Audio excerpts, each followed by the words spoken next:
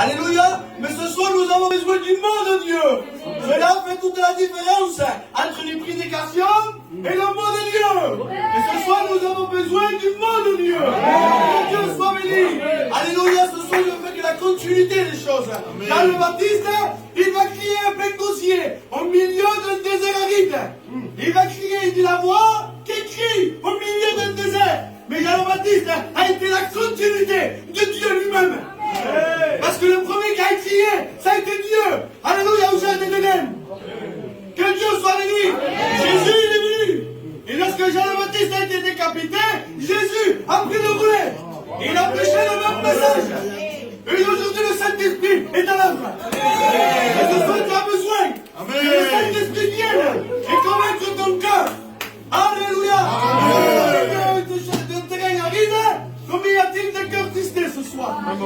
Comment se fait-il que Jean le Baptiste reste au milieu du désert, alors qu'à proximité, il y avait une ville?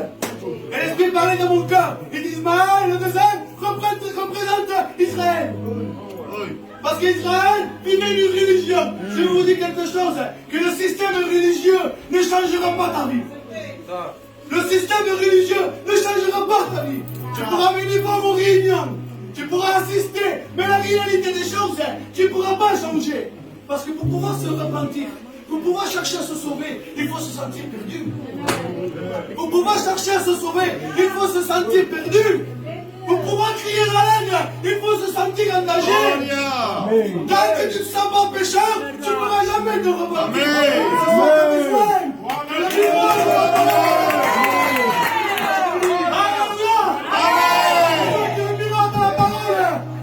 Réaliser qui tu es. Attention, il y a deux miroirs. Il y a la parole et celle du monde. On va en parler un peu. Moi, c'est pas mon message, je le sais. Amen. Mais j'ai béni Dieu, je me laisse pas. Il te fait voir ce que tu es. Il te fait ressentir ce que tu penses de toi. Ensuite, celle du monde. Celle du monde, c'est un tableau qui te fait voir l'image fausse. Il te fait voir que tout va bien, que tout ira bien. Mais la réalité des choses, que le lendemain, il ne nous appartient pas.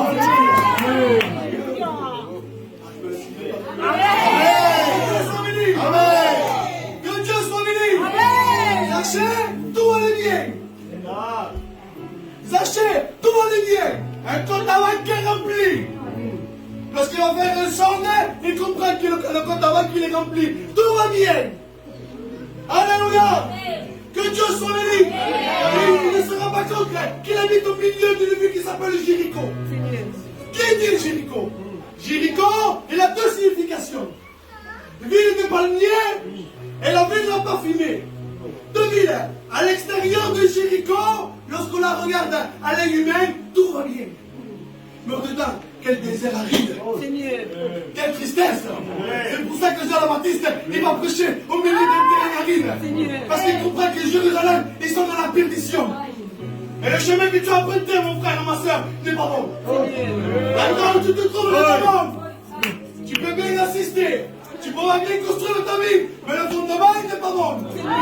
Lorsqu'il va venir le mal, lorsqu'il va venir la tempête, tout va s'écrouler.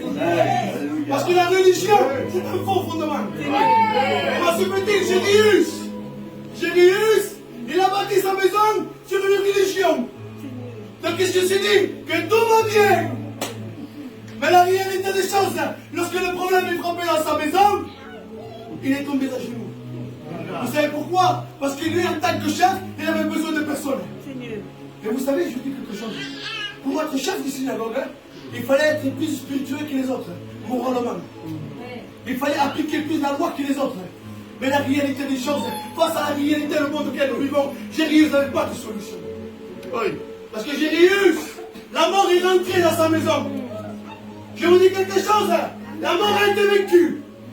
Pourtant la mort, elle s'est promenée pendant 4000 ans, la mort. Lorsqu'Adam a péché, la mort, elle s'est promenée que pendant 4000 ans. Mais la mort, elle s'est promenée pendant deux choses. Avec un trône et une couronne. Mais qui dit que la mort, c'est un roi. Dans le roi, il a deux choses. Il a une trône, il a une couronne. Dans la mort, elle s'est promenée pendant 4000 ans. Mais j'ai mis les dieux.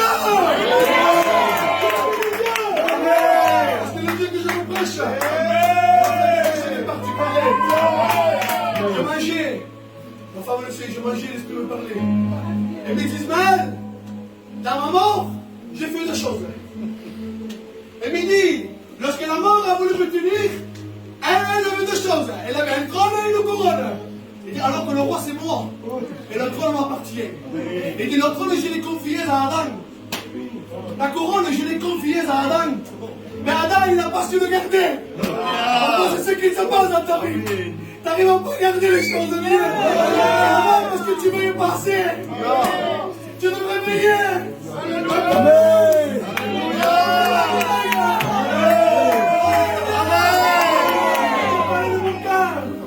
Ils me disent, man, j'ai fait deux choses, moi. Lorsqu'il n'a pas pu me tenir, tu sais pourquoi?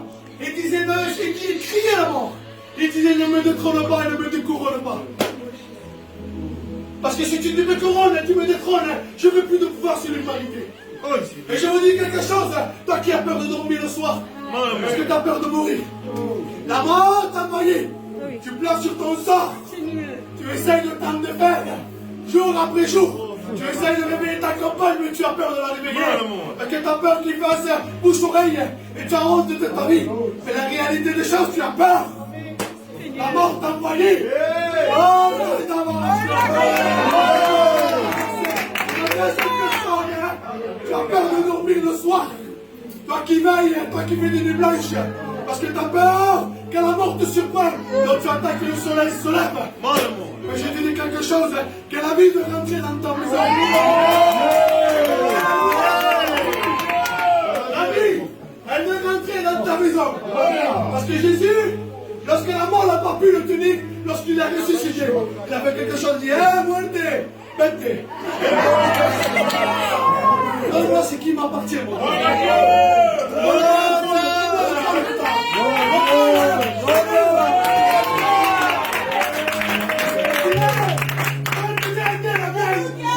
Il faut que je te parle, moi. Toi qui as brisé des foyers. Toi qui as donné des gens à des plans. Toi qui as brisé des familles. Toi qui les gens ils étaient dans l'hôpital. Ils étaient dans les histoires. Toi qui croyais ton roi. Viens, viens, je te parle. Donne-moi la couronne qui appartient à l'homme.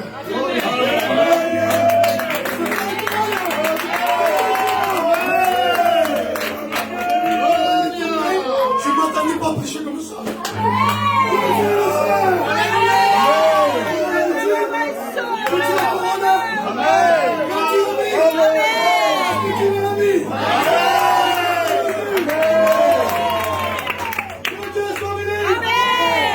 Je me dis d'arrêter, frère. Je bats les témoins. Que Dieu soit béni. Christ est à la croix. Alléluia. Christ est à la croix. Entre ciel et terre. Christ a été le panneau tonnerre. C'est quoi ce panneau tonnerre?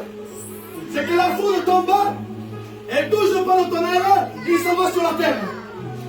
Je vais venir dans le point particulier. Christ a été le panneau tonnerre. Parce que la croix a touché le ciel, il a touché la terre. La croix a eu deux choses. Il a touché le ciel, il a touché la terre. La croix a été l'escalier pour toi, pour que tu puisses y monter.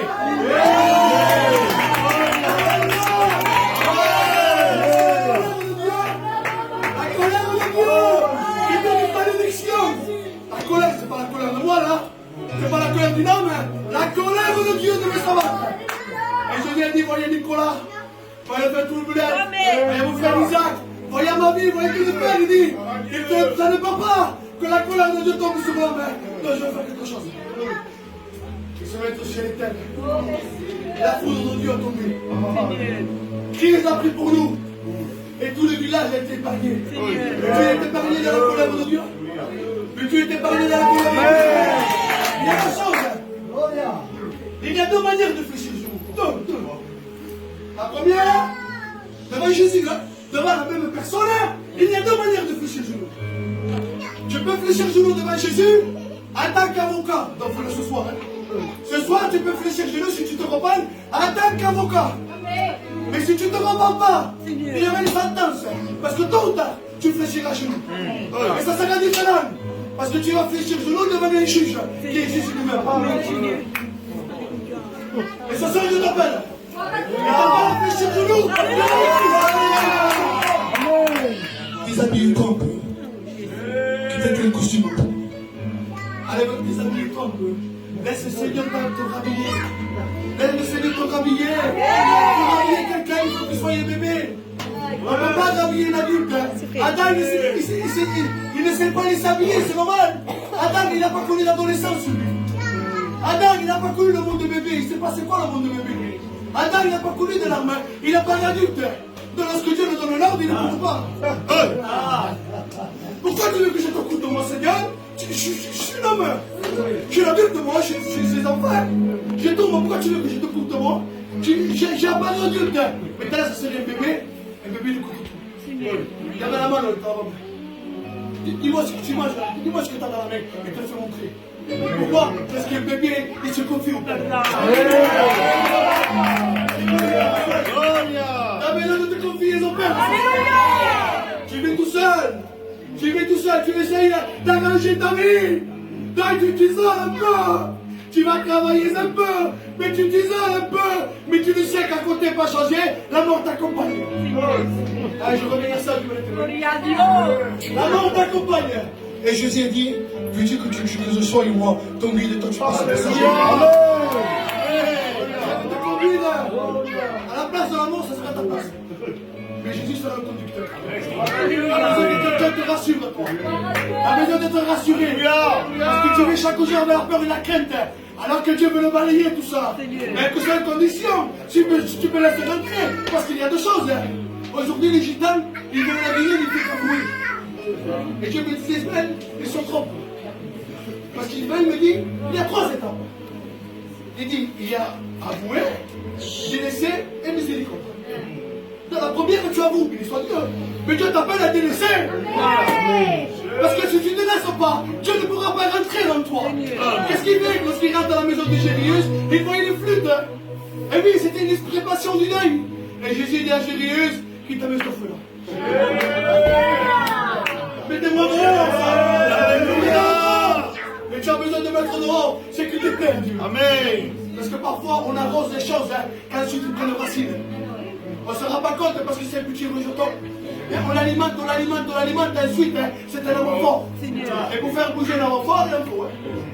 Tu ne pourras jamais te débarrasser. Qu'est-ce qu'il dit Jésus? Qu'est-ce qu'il dit Dieu? Il dit, un arbre planté près de courant d'eau. Laisse-moi parler dans mon cœur devant Dieu. Je sais pourquoi je parle de l'arbre planté.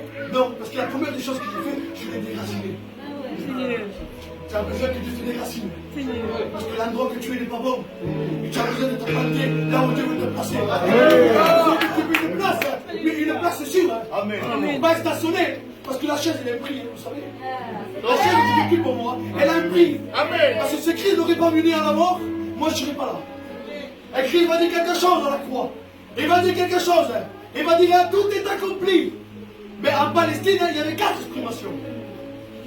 Tout est accompli. En Palestine et Jérusalem, il y avait 4 exprimations. Parce que Jésus ne dit pas comme ça ici même, Jésus. Il dit Jérusalem. Il y avait 4 exprimations. Moi j'avais prié parce qu'il m'a fait. Et bien il dit, il y a le marchand.